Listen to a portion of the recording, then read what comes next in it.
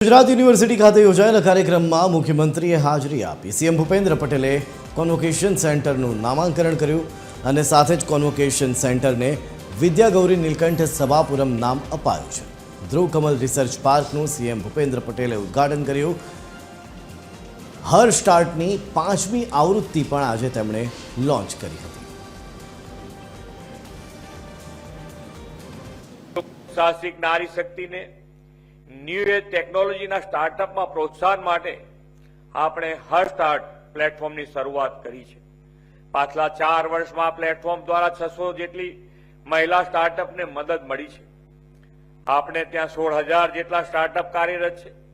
તેમાં પણ 50%થી વધુ સ્ટાર્ટઅપ બહેનો દ્વારા સંચાલિત અથવા સહસંચાલિત છે। સ્ટાર્ટઅપ અને ઇનોવેશન યોજના હેઠળ 68.14 કરોડથી વધારેની સહાય આપણે આપી છે। આ વર્ષના બજેટમાં પણ 45 કરોડની જોગવાઈ student startup and innovation policy 2.0 માટે કરી છે।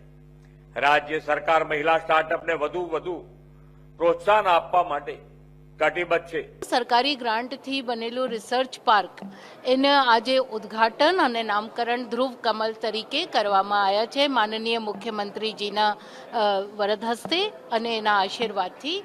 અને ત્રીજો બહુ જ ઇમ્પોર્ટન્ટ જે અમારો આજનો આયોજન હતો એ હર સ્ટાર્ટની 5મી આવૃત્તિનું લોન્ચિંગ હતી। 2022માં પહેલી આવૃત્તિને લોન્ચ થઈ હતી અને એમાં લગભગ આજના પ્રમાણે 50 કરોડ જેટલીની ગ્રાન્ટથી આ 5મી આવૃત્તિ લોન્ચ થઈ રહી છે।